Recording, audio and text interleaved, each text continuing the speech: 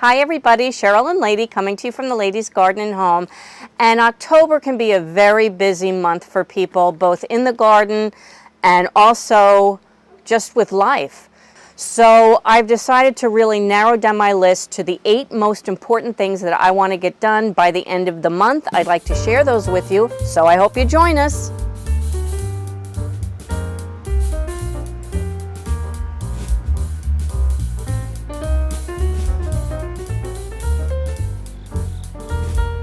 It is a dark, drizzly, damp, dreary day, and we've had a lot of these so far towards the end of September and now into October. In fact, we're supposed to get hit by another really torrential rainstorm this weekend. Of course, last week when it was horrific. And I don't know about you, but my Octobers seem to be very busy. We start off celebrating my mother's birthday, and we had a really, really nice celebration for her this year. She turned 80, and my sister flew up from Florida, and we got her cousins together, and it was really, really nice. Anyway, October is a very busy month for the garden, and you have to kind of keep on top of things. The first thing I'd like to do is I'd like to make sure that I harvest as many herbs as I possibly can. And if you want to see a video on how I do that, I have 3 really favorite methods to do that, and I'll link that below. But you really want to get them before they start looking like this. Once they start yellowing and getting all blotchy, they're not going to preserve well, they're not going to taste well, so really, really want to get them. I've already harvested quite a lot of basil, so I'm really not worried about that, but I'd like to harvest more chives, and rosemary and thyme, lemon balm, parsley, oregano. All of those I'd really like to get more of, so hopefully I have enough to get me through a couple of months of the winter. Number 2 on my list is harvesting and preserving my frost tender vegetables. I have tomatoes that are, some of them are still ripening. I've got green beans, as you can see, they're really coming in now. So I need to get to that. And anything else that's not going to be able to stand a frost and that's starting to peter out, I really need to get harvesting and preserving. The third thing is to clean up and bring in my house plants and any other plants that I want to overwinter that are like tropical. And I do this when the temperatures are going to dip into the 50s at night. Now, most of the other plants, like the eggplants and the tomatoes, they'll slow down a lot and start really dying out. But for the tropical plants, 50 degrees is considered pretty cold. So I want to get them in before they get kind of chilly.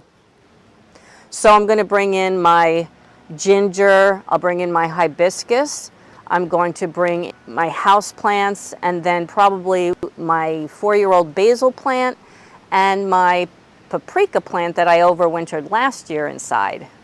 The fourth thing I have to do is plant out the seedlings that I started to overwinter. These aren't the ones that I want fall crops from, they're the ones that I want to grow through the winter, and then I'll have an early harvest in the spring.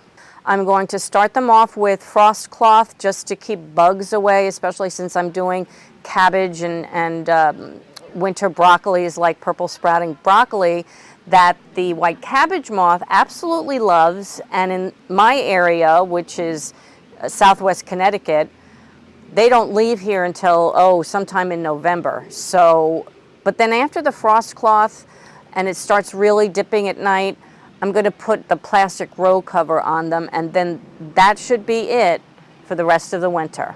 The fifth thing I'd like to do is plant more seeds. It is not too late to get certain types of vegetables in the ground, especially if you'd like to grow them through the winter. So I'm going to start off fava beans.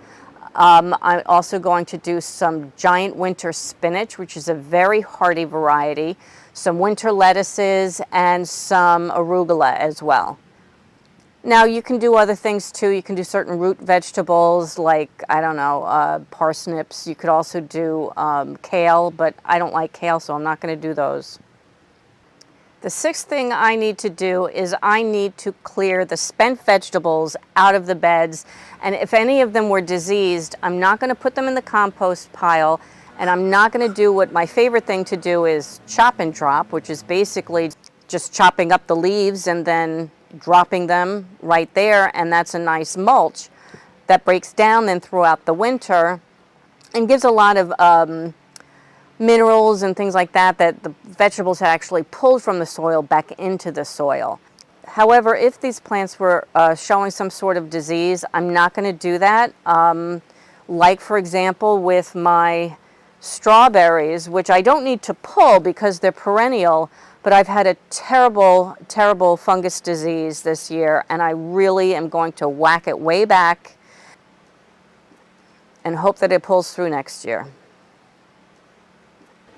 The seventh thing is get my bulbs ready. Now, I already have my garlic bulbs because this is from the harvest that I did this year, and so I stored the largest bulbs from my harvest, and I'm going to plant those because good cloves make good bulbs, and spring flowers as well. You know, your tulips, your daffodils, snowdrops. I actually ordered them. They haven't come in yet, but at this point there's still some time. I don't really want to plant them too early because, as I found with my garlic last year, I actually waited until mid-November, which at that point was just right before my first frost, and I had a really good harvest. And I think when you plant them too early, they start sprouting and putting their energy into growing up as opposed to growing the roots. So anyway, I did order my spring bulbs. I've tried before. The squirrels got them, so wish me luck this year. The eighth thing that I absolutely have to get done this month is I have to collect the seeds from the different vegetables that flowered, and I've been waiting to collect them. These are ready, but because of the dampness that we've had, they're really very wet, and then we're going to get some more rain. And I'd rather not try to preserve those to grow next year if they're moldy. So I'm going to wait really for them to dry. But that also includes things like beans that I'm saving for the actual bean, not the pod. It also is stuff like the fennel. So as you can see, that's not a very exhaustive list. I think that it was a realistic list. And there are so many other tasks that we have to do in the fall, but I figure if I can get those done, I think the timing would be good. And then we've got still a couple of working months, November and December, to really put the garden to bed. Anyway, I hope you enjoyed this video. If you did, please give it a like, and I hope you subscribe and join our growing community. And from the Ladies Garden and Home, enjoy your gardening journey. Bye! Here comes the rain again.